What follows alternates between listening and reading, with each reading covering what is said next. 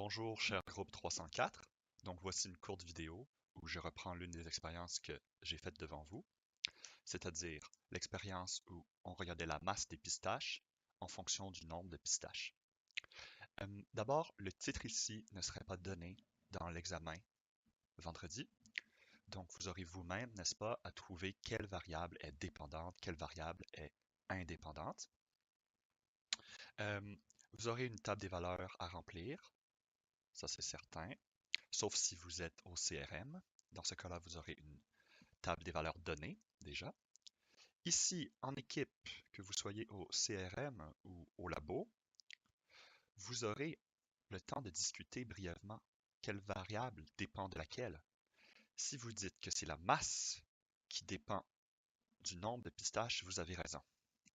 Donc, la masse, disons la masse pesée,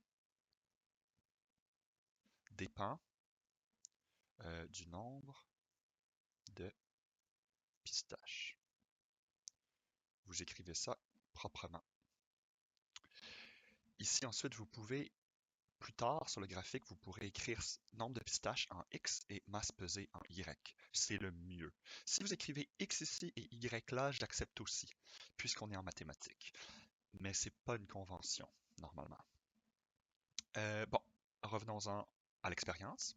Donc, admettons que vous avez une balance, un système de pesée. Vous notez d'abord ici que lorsqu'il y a 0 pistache, il y a 0 gramme. J'en profite pour préciser que ma masse, elle est en grammes. Ensuite, lorsque je mets, disons, 6 pistaches, j'arrive à 6. J'arrive à 6 grammes. 6 pistaches, 6 grammes. Ici, 6 autres pistaches, on arrive à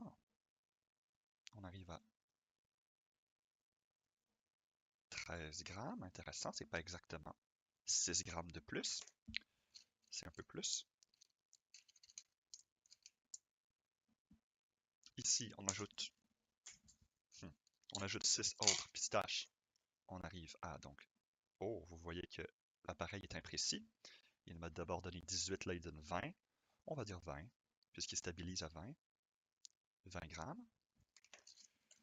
On en rajoute 6 autres. Voilà. On arrive donc à 24 pistaches. Et la balance dit, elle a d'abord dit 24 grammes, maintenant elle dit 27 grammes. C'est ce qui est stable, on va dire 27 alors.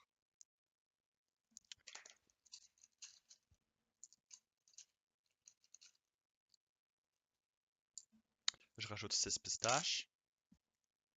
Je suis à 30 pistaches. Et ça a d'abord dit 36 grammes, maintenant ça dit 34 grammes. Ça stabilise, on dirait. Bon, on va dire 34 grammes. Et peut-être un autre point. Ce sera pas long. Voilà. 6 pistaches. Oui. Donc 36 pistaches. D'abord, elle dit 41, maintenant 40. D'après moi, c'est la force de la chute qui fait augmenter le poids mesuré. Et quand la chute est terminée, on a la masse. Voilà donc, on a 0 pistache, 0 g, 6 pistaches, 6 g, 12 pistaches, 13 g, 18 pistaches, 20 g, 24 pistaches, 27 g, 30 pistaches, 34 g, 36 pistaches, 40 g. On n'a pas d'incertitude ici, genre, on n'est pas en train de faire une expérience compliquée, on ne va pas faire d'incertitude. Donc, vous avez terminé, disons, la partie laboratoire. Vous avez quand même peut-être encore le temps de discuter. Qu'est-ce qui varie selon quoi? Pour vous, c'était assez simple, assez clair. N'oubliez pas la première colonne, toujours les X. La deuxième colonne, toujours les Y. Si vous étiez à l'horizontale, première rangée, les X. Deuxième rangée, les Y. C'est important. OK, c'est important. Ensuite, qu'est-ce que vous pourriez faire? Disons, lorsque vous êtes seul. Maintenant que vous êtes rendu, disons, à la partie seule. On pourrait vous demander certaines questions comme, d'après vous, quelle fonction modélise ce nuage de points? Utilisez un graphique si vous le voulez. Bon, d'abord, reportez le nuage de points sur le graphique. Il faut du visuel. La plupart du temps, il faut du visuel. Il n'y a pas vraiment d'excuse. Le point 0, 0. Mais OK, en X, je vais aller jusqu'à 36. En Y, je vais aller jusqu'à 40. J'ai combien de démarcations? Combien de démarcations? Ici, en X, si je vais par paquet de 2, 2, 4, 6, 8, 10, 12, 14, 16, 18, 20. OK. 22, 24, 26, 28, 30, 32, 34, 36, 38, 40. En X, j'ai amplement d'espace si je fais des sauts de 2.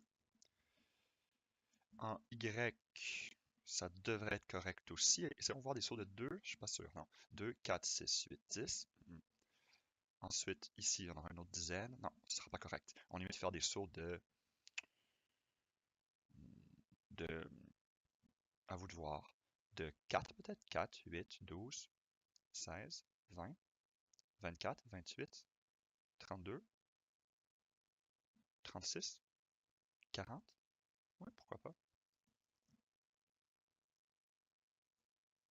4, 8, 12, 16, 20, 24, 28, 32, 36, 40. Juste pour être propre, on peut aller un peu plus loin que la dernière donnée, ok? C'est très correct. En fait, c'est une bonne habitude. Ici, en X, j'avais dit 2. Ouais, des sauts de 2. 2, 4, 6, 8, 10, 12, 14, 16, 18, 20, 22, 24, non, oui, 26, 28, 30, 32, 34, 36, 40, 38, pardon. 38. Voilà. C'est correct, on n'utilise pas tout l'espace, mais c'est pas grave, on n'a pas utilisé toute la table non plus. C'est pas la fin du monde. 2, 4, 6, 8, 10, 12, 14, 16, 18, 20, 22, 24, 26, 28, 30, 32, 34, 36, 38. Bon, ça va. Et maintenant, on reporte les points 0, 0. Écrivons-le. On peut l'écrire comme ça, 0, 0. On a ce point-là. Très important. Si on l'a observé, c'est un des plus importants. 6, 6. Allez hop, on essaye d'être le plus précis en Y. Même si on est entre 4 et 8, on est au milieu, 6, 6. 12, 13, 12. 13, on est un peu plus haut que 12 ici, mais on n'est pas entre 12 et 16 exactement au milieu non plus. Donc, 12, 13 à peu près ici, on va dire. 18, 20. 18, 20. Ah, c'est bien, il tombe parfait sur une graduation. 24, 27. Un peu plus proche de 28 quand même que de 24. 30, 34. 30. 34 pile au milieu de 32, 36. Et 36, 40. Ouais, tombe pile sur une graduation en Y. OK. Là, regardez, c'est assez bien aligné. Peut-être avant de tracer une droite, vous pourriez écrire c'est bien aligné.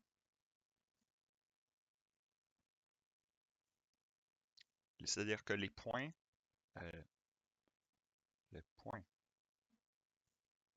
sont bien alignés. C'est peut-être mieux dit comme ça.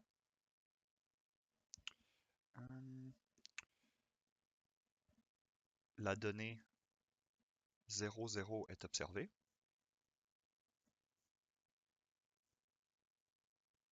Observé. OK, c'est important. La donnée 0, 0 est observée.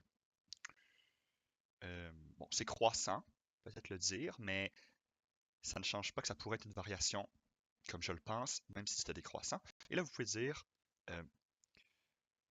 je modélise avec la fonction de variation. Hein, c'est pas variable, ici c'est variation directe, n'est-ce pas? Je passe par 0, 0. Ici, je vois deux arguments. Je vois ce que vous dites. Et ici, vous pourriez répondre à une question. À l'examen, ça pourrait être qu'est-ce qui se passe? Qu'est-ce qui se passera, pardon, lorsque je mettrai 72 pistaches. Admettons. Calcule le poids pesé, la masse pesée. Ici, on n'est pas en science. Il y a une nuance entre poids et masse, mais on ne la fera pas en mathématiques. Calcule le poids pesé. Il n'y a pas de E. Lorsque je place 72, disons, pistaches. Ça, c'est, disons, la question. Eh bien, vous aurez besoin de la règle, pas vrai? Bon, la règle, vous ne l'avez pas en ce moment. Vous avez un nuage de points. Donc, comment on modélise une droite? Okay, que ce soit une constante, ou une variation directe, ou une variation partielle, on place sa règle. On essaie de passer par 2 points. Ici, c'est pas trop dur. On essaie d'avoir autant de points au-dessus qu'en dessous, mais ils sont tellement bien alignés ici que c'est pas très grave. Mais surtout, si on dit que c'est une variation directe, on veut que l'un de ces points-là passe par 0, 0. Donc lui est important ici, parce que je dis que c'est une variation directe. Je l'affirme, donc je dois l'assumer. Puis regardez, disons que je m'arrange pour passer par lui. Ça va avoir bien du bon sens. Peut-être par lui, on va dire. Bon. Et là, vous avez besoin d'une règle à l'examen. Vous n'avez pas le choix. Ou alors une carte droite. Regardez, c'est bien correct ça. Puis vous voyez que quand x va valoir 72, par là, vous aurez la droite qui touchera quelque chose, je ne sais pas, dans les 60. OK? Vous avez déjà un estimé, une idée. Ce ne sera pas 2000. Si vous arrivez à 2000, vous avez fait une erreur. Si vous arrivez à quelque chose de négatif, vous avez fait une erreur, n'est-ce pas? OK. Modélisons alors. F de x, y égale f de x, égale à x, tout simplement ici, parce que je dis que c'est une fonction de variation directe. Trouvons le a. Trouvons le a. A est égal. Et là, j'insiste là-dessus. Il faut que vous utilisiez les 2 points par lesquels votre droite passe. Ce point-là, votre droite ne passe pas par là. C'est très bon, votre droite, là. Mais vous utilisez un point et un autre point par lequel votre droite passe. Et quand c'est variation directe, vous devez utiliser 0, 0. Donc, ici, c'est 24 quelque chose. Ben, je retourne ici pour savoir exactement c'était quoi. C'était 24, 27. Puis 0, 0, j'ai dit aussi. Obligatoire si vous dites que c'est variation directe. Voilà les 2 points. Vous savez comment faire ça, page 69 de votre chapitre 5. Disons, je prends donc 0, 0 et 24, 27. Ça va m'aider à ne pas faire d'erreur de réécrire ici. A, c'est donc, disons, 27 moins 0 sur 24 moins 0. C'est pas très compliqué. Ça, en passant, ça fait 27 sur 24. Puis en passant, 3 est un diviseur commun en haut et en bas. 9 sur 8. Oui. 9 huitièmes, vous n'aimez pas ça. Je sais que la plupart d'entre vous n'aimez pas ça. Mais ça va faire 1,125. Vous pouvez l'écrire en nombre décimal si vous le préférez. Donc, ça, ce serait... Oups. Attendez un peu. Ce serait le taux de variation. 1,125. OK, vous voyez maintenant? Ouais, vous voyez bien. OK. Vous avez presque fini. Calcule le poids lorsque je place 72 pistaches. Là, vous pouvez répondre à la question ici. F de 72 égale quoi?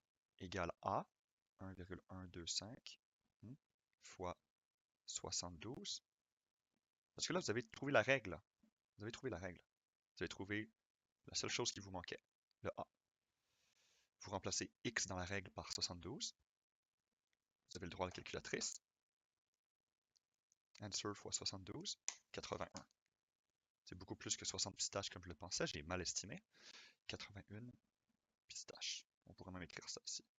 Non, pardon, 81. Pardon pour ce que je viens de dire, 81 grammes. N'est-ce pas? Y, c'est une masse pesée en grammes. Donc, cela pesera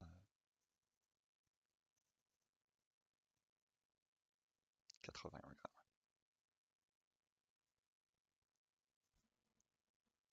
Voilà, ça pourrait être une expérience par exemple. Variation directe vous a servi à modéliser ces points. Ces points-là, on appelle ça un nuage de points. OK? Un nuage de points. Oui, vous pouvez relier, oui, vous faites une droite parce que le nombre de pistaches, on pourrait toujours les briser. Puis, vous n'avez pas le choix. Quand vous modélisez par une droite, vous n'avez pas le choix de dessiner une droite, à mon avis. Donc, faites comme ça l'examen. Donc voilà, c'est la fin de la vidéo. Il va y en avoir une autre.